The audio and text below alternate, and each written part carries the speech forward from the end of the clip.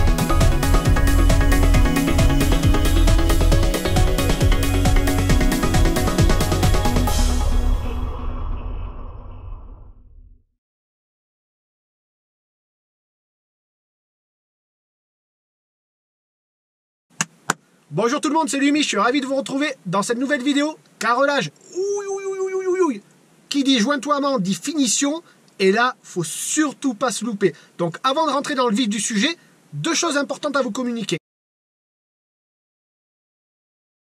Cela fait plus de 40 ans que l'association Enfance et Partage agit pour que chaque enfant soit protégé par sa famille et par la société afin de préserver son devenir adulte. Protéger et défendre les enfants victimes de toute forme de violence, qu'elle soit physique, psychologique ou sexuelle, telle est la mission de cette association. Alors là aussi, c'est une association qui me tient à cœur et je tiens à attirer votre attention sur un point très important. Sachez qu'un enfant ne peut se défendre. Donc si vous constatez, si vous êtes témoin d'enfants par exemple qui sont battus, qui sont en difficulté, n'hésitez pas à leur venir en aide. Et deuxième point important, sachez que j'ai un onglet communauté dans lequel je poste pas mal de news et je vous demande vos avis via différents sondages. Quand vous arrivez sur ma page d'accueil, là vous avez l'onglet communauté, vous cliquez dessus. Ensuite vous arrivez sur l'espace communauté et vous pouvez voter aux différents sondages ou me faire part de vos avis sur les différents posts que je laisse. Donc cette vidéo sera composée de 3 parties. La première, le jointoiement. Donc là je ne vais pas vous montrer sur un chantier comment je réalise les joints, parce que vous avez déjà des séries vidéo de dispo sur ma chaîne, comme celle-ci. Pour la préparation de notre mortier joint. Donc pour ça, je vais avoir besoin. Et je vais me déposer du joint. Attention à ce qu'elle ne soit pas gavée d'eau.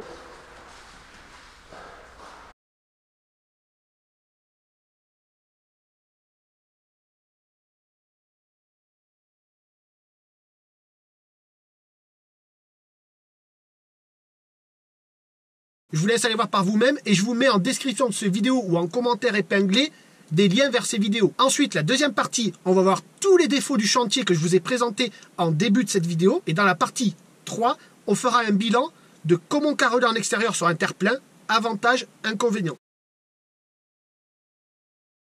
Ici, on a une terrasse extérieure avec des trottoirs et un escalier. Notre carrelage est posé, ou il va être posé, et là, on a nos différents joints qui sont représentés en vert. Ici, le long de la maison, entre la terrasse et les trottoirs, un joint de dilatation. Ici, au milieu de la terrasse, un joint de retrait, etc. Là, je vous renvoie sur les vidéos 1 et 2. Et ces différents joints, étant donné qu'ils sont déjà présents sur le support, à savoir le dallage, il va falloir les répercuter sur le carrelage. Et pour traiter les joints, il existe 2 types de finition. Utiliser des profilés de finition. Ici, entre la maison et la terrasse, ce type de profilé, par exemple. Pour le joint de retrait, on peut utiliser ce type de profilé. Alors là, je ne vais pas m'étendre sur le sujet. Je pense que je vous ferai une vidéo spéciale profilée pour carrelage. Le problème de ces profilés, c'est que ça coûte cher et en plus, c'est pas évident à travailler, surtout si vous êtes novice dans la pose de carrelage. Donc, il existe une deuxième solution qui est beaucoup plus simple. Utiliser un mastic élastomère. Quel est l'avantage du mastic par rapport au profilé? Eh bien, c'est que le mastic se change très facilement. Alors qu'un profilé, eh bien, ça peut vite devenir une grosse galère. Donc à titre perso, les profilés de finition pour les différents joints du bâtiment, moi j'en suis pas fan du tout. Je préfère utiliser un mastic élastomère qui est beaucoup plus simple. Et un point très important, pas de silicone en extérieur. Au niveau du carrelage de bordure, Donc tous les carreaux que vous voyez ici, y compris pour les marches de l'escalier. Donc là, je vous ai fait un petit croquis rapide. On a notre support ici, notre dallage en béton armé, la colle à carrelage et notre carrelage. Et là, on se retrouve avec un angle droit. Alors ça, c'est pas interdit, mais le problème, c'est que c'est fragile. Donc là aussi, pour traiter ce problème, il existe deux solutions. Soit utiliser un profilé comme celui-ci, soit utiliser un carrelage avec un nez. Vous voyez, là, je vous ai fait un petit chemin. En fait, c'est un carrelage. Au lieu d'avoir un angle à 90 degrés, il a un angle arrondi, comme celui-ci. Alors, la différence ici entre les deux, c'est qu'un profilé, j'en reviens à ce que je disais précédemment, ça coûte cher, alors qu'un carrelage avec un côté arrondi, c'est pas excessif, la plus-value. Par contre, la difficulté, c'est pas tous les fabricants qui font ça. Donc ça a à voir avec vos différents fournisseurs.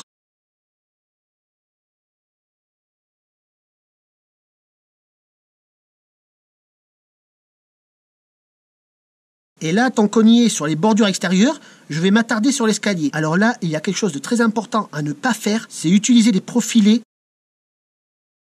qui créent des surépaisseurs, comme ici. Ici, on est en présence d'un escalier extérieur, et vous voyez, ce fameux profilé qui crée une surépaisseur. Et là, comme on peut le voir, regardez, je ne sais pas si ça se voit bien à l'écran, l'eau, elle ne peut pas s'évacuer, donc elle stagne. Et elle vient bouffer le joint, et il y a toutes les merdes qui s'accumulent dedans. Car quel est le problème ici? Si vous créez une surépaisseur, il pleut, vous avez l'eau qui va arriver sur votre carreau, il faut qu'elle s'évacue. Or, si vous avez ce profilé qui crée une surépaisseur, on va se retrouver avec ça. De l'eau qui va stagner sur vos marches. Non seulement ça dégrade votre ouvrage, mais en plus, c'est dangereux. Imaginez en hiver, ça gèle. Vous vous retrouvez avec une putain de patinoire, et là, je ne vous raconte pas les dangers. Pour une marche d'escalier, il faut respecter une pente, la même que celle de la terrasse, 1,5% minimum. Que notre carrelage est posé, nos finitions sont faites, donc maintenant, on va pouvoir attaquer le jointoiement. Avant cela, il va falloir respecter un nettoyage scrupuleux.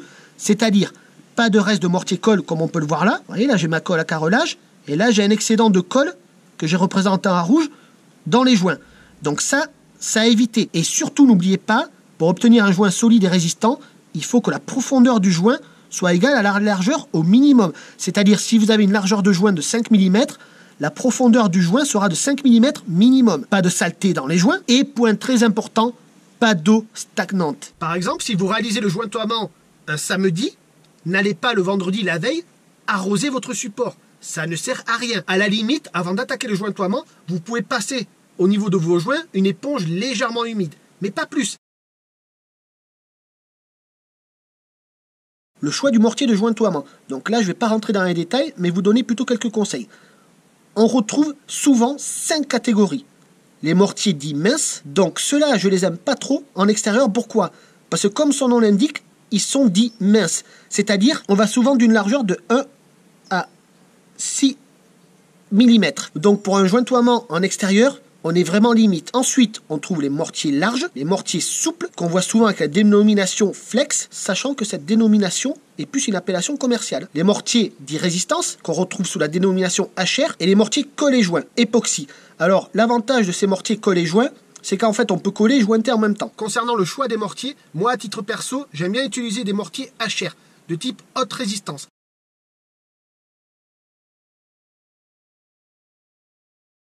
Si j'avais qu'un conseil à vous donner, c'est celui-ci. Utilisez des produits du même fabricant. Par exemple, vous allez avoir besoin d'un primaire, d'un mortier-colle, d'un mortier-joint. Prenez-le chez le même fabricant. Évitez les mélanges de fabricants. En tant que carreleur pro, ou quand on réalise la pose d'un carrelage en extérieur, il y a deux choses que l'on craint par rapport au jointoiement. Les efflorescences et le nuançage. C'est ce qu'on va voir maintenant. L'efflorescence, c'est quoi? C'est une cristallisation de minéraux qui se forme à la surface des joints. Un dépôt de couleur blanchâtre apparaît. Celui-ci est provoqué par la migration de l'eau au travers des éléments. Ça, c'est la définition de l'efflorescence. Alors, c'est vrai que c'est pas très net, surtout pour les gens qui se lancent dans le carrelage. On a notre dallage en béton armé, en vert notre colle à carrelage, en rouge nos carreaux et en noir notre joint. Et là, je vais faire un zoom sur le joint. Si votre support, c'est-à-dire votre dallage, contient de l'humidité, idem pour votre colle à carrelage, et que vous avez de l'eau qui stagne au niveau de votre carrelage. L'eau qui est présente dans le dallage, dans le mortier-colle, va se charger en sel. Les sels qui sont contenus dans le ciment du dallage, dans le ciment du mortier-colle, et cette eau chargée en sel va migrer vers la surface. Et une fois qu'elle va atteindre la surface, elle va s'évaporer, et il ne restera plus que des sels. C'est ça l'efflorescence. Il y a une combinaison parfaite pour l'efflorescence qu'il faut éviter, un excès d'eau plus une température basse, égale efflorescence. Et c'est un phénomène qui reste normal et s'atténue avec le temps. Mais le problème, c'est que ça prend plusieurs années. Il faut savoir que l'efflorescence ne va pas jouer sur les caractéristiques mécaniques de votre mortier, mais c'est plutôt des problèmes esthétiques. L'efflorescence a une couleur blanchâtre, donc elle sera plus ou moins visible. Par exemple, si on travaille avec un mortier de jointoiement qui a plutôt une couleur foncée, forcément l'efflorescence ressortira bien. En revanche, si on utilise un mortier de couleur plutôt claire, l'efflorescence sera atténuée. Alors l'efflorescence, on ne peut pas la supprimer à 100%. Mais en suivant scrupuleusement ces conseils que je vais vous donner, je peux vous garantir que vous allez fortement la diminuer. Alors, quelques conseils qui sont précieux et qui vont vous éviter ces fameuses efflorescences. Le numéro 1, ne pas travailler avec une température inférieure à 10 degrés Celsius. Et il ne faut pas qu'il fasse plus de 25 degrés non plus. Le numéro 2, respecter les différents temps de séchage, support plus colle à carrelage. Les différents temps de séchage. Alors, j'aime pas ce terme-là. D'ailleurs, je l'explique sur l'onglet communauté. Donc, évitez un support trop jeune. Vous avez coulé, je sais pas moi, le dallage un vendredi. Vous n'allez pas carreler un dimanche. Carreler sur un terre-plein, il faut attendre que le support ait au minimum un mois. Deuxièmement, évitez un support trop humide, c'est-à-dire, par exemple, aller l'arroser la veille, ou si vous savez que le jointoiement, vous allez le réaliser un samedi, et que le vendredi, il va pleuvoir, c'est-à-dire la veille, il va pleuvoir à gogo, protégez-le, par exemple, avec un polyane. Et le troisième point, respectez le délai de séchage, entre guillemets, du mortier-colle. Par exemple, si le fabricant vous dit qu'avant d'attaquer les joints, il faut attendre 24 heures, vous attendez 24 heures. Le troisième, un excès d'eau au gâchage du mortier. Il faut savoir qu'avec un excès d'eau dans le mortier, non seulement vous risquez un risque d'efflorescence assez important, mais en plus, vous allez creuser vos joints. Par exemple, regardez, ici, j'ai dessiné un joint qui est parfait, il n'est pas creusé, et un excès d'eau, ça peut vous provoquer ça, c'est-à-dire un joint creusé. Et ça, c'est pas bon du tout. Pourquoi? Non seulement ça fragilise l'angle de vos carreaux, ça peut aussi entraîner de l'eau stagnante, et surtout, vous allez voir toutes les saloperies, les saletés qui vont se mettre à l'intérieur de ce joint. Donc ça, c'est pas bon.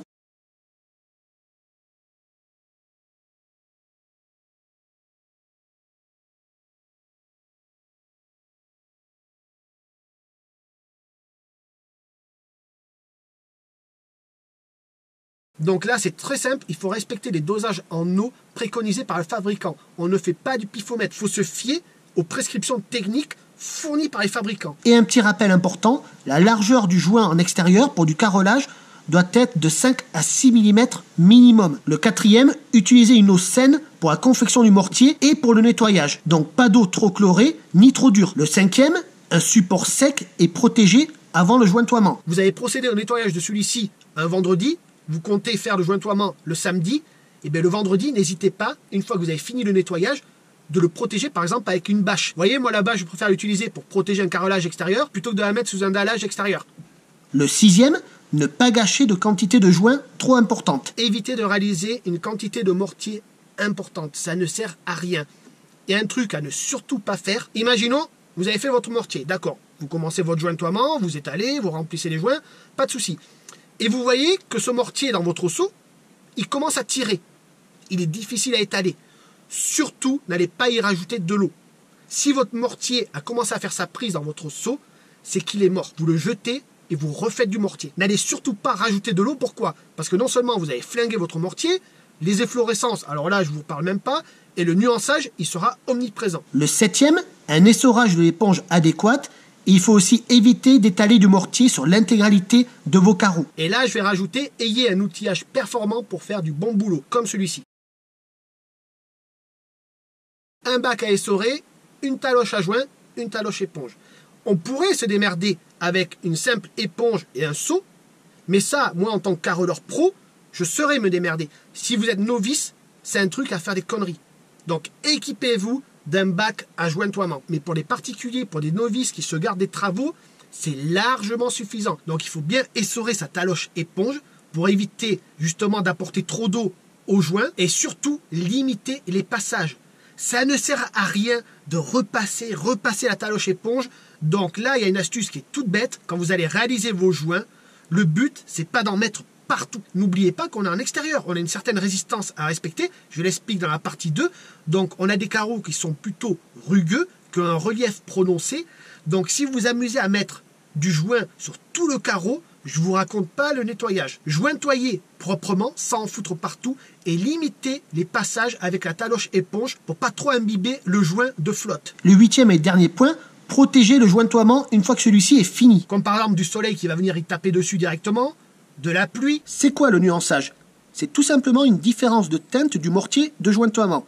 Mais le problème du nuançage, c'est que lui, par rapport à l'efflorescence, il reste. Je vais vous donner quelques conseils, et l'avantage du nuançage par rapport aux efflorescences, c'est que celui-ci, on peut l'éviter. Le premier conseil, si vous avez un joint clair, c'est-à-dire de type blanc, utilisez une colle blanche. Si vous avez un joint foncé, de type gris, on peut utiliser une colle grise. Là, c'est une question récurrente qui revient très fréquemment dans les différents commentaires que vous me laissez sous les différentes vidéos de la chaîne. Donc là, j'ai décidé de faire une vidéo dédiée à cette question, à savoir colle blanche, colle grise, laquelle choisir. Deuxième point, éliminer tout excédent de colle, mais aussi les croisillons.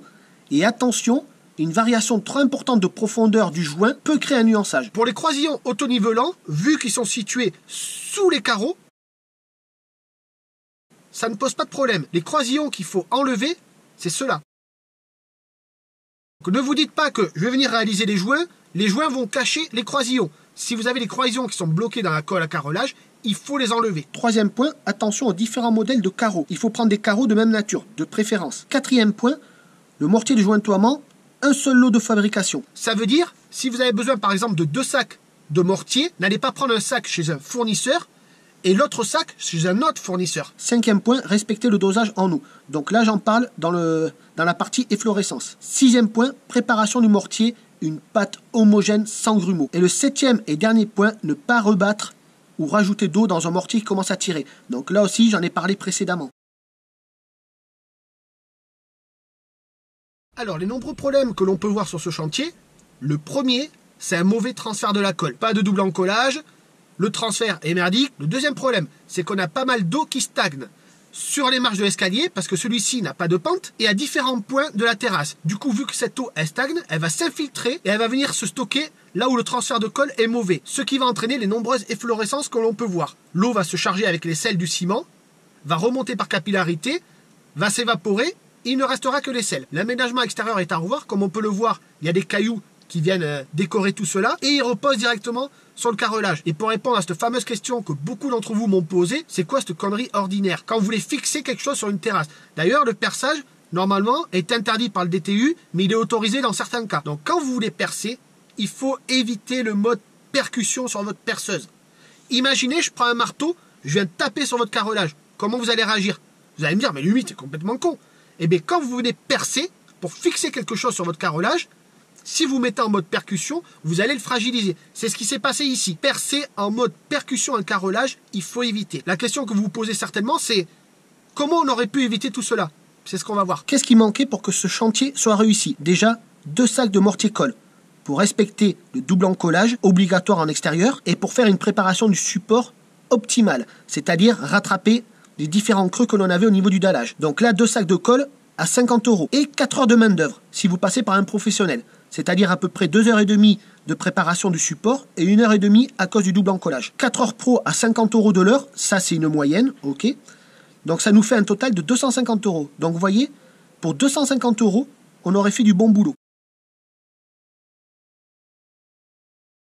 Le petit bilan de comment carreler en extérieur sur un dallage en béton armé. Les avantages, c'est autorisé par le DTU 52.2 et il existe de nombreux AT, avis techniques de fabricants. C'est le moins cher financièrement. Si vous envisagez des travaux d'aménagement extérieur comme des terrasses, des trottoirs et que vous voulez réaliser un revêtement de type carrelage dessus, envisagez cette option. Pourquoi? Parce que c'est la moins chère. La mise en œuvre est facile. Les inconvénients, de nombreux dallages en béton armé sont non conformes. Le problème que l'on rencontre souvent, et c'est une réalité, c'est que beaucoup de pros ne veulent plus désormais carreler en extérieur. Chacun est libre de ses choix, mais c'est vrai qu'on rencontre tellement de problèmes sur les dallages en extérieur qui sont mal réalisés que beaucoup de pros ne veulent plus ce type de support. Un risque élevé d'efflorescence et de nuançage. Un des gros soucis de ce type de dallage, c'est que le risque d'efflorescence et de nuançage est élevé. Là, il faut vraiment s'appliquer et ne pas faire de conneries. Et voilà pour cette série de 3 vidéos consacrées à comment carreler en extérieur sur un dallage en béton armé. J'ai bien dit un dallage en béton armé. La prochaine série, eh bien, je vous demande votre avis